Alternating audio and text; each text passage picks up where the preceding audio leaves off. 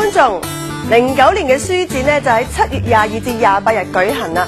今日好開心喎，我帶咗一位新朋友同大家見面，就係 Little Art 方舟仔。同大家打個招呼先啦。Hello， 你哋好 ，Fiona。咁今次影音使團喺書展又有啲咩新嘅特色啦？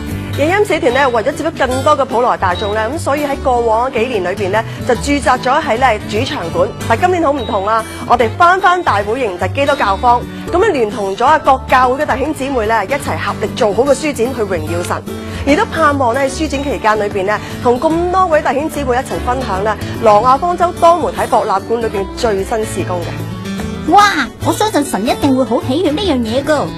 所以咧，我哋一定要做好佢。咁啊，你知唔知道咧？喺書展期間咧，如果成功成為我哋天然心會員嘅話，有2份好特別嘅贈品喎。咦，係咩禮物啊？第一份贈品咧就係最新設計限量方舟紀念版男女腕錶一對，咁咧係代表咗挪亞精神、珍惜分秒、同心同行嘅意思，點可以冇啊？咁第2份禮物咧？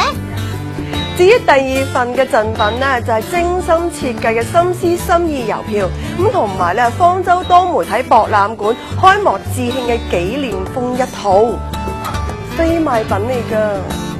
咁係咪要即場參加天使心計劃先至有得攞㗎？梗係啦，咁盼望大家咧記得嚟嘅書展咧，同我哋一齊了解一下點樣樣一齊建立呢一個屬靈方舟，更加將呢一個心靈嘅方舟介紹俾未信主嘅朋友。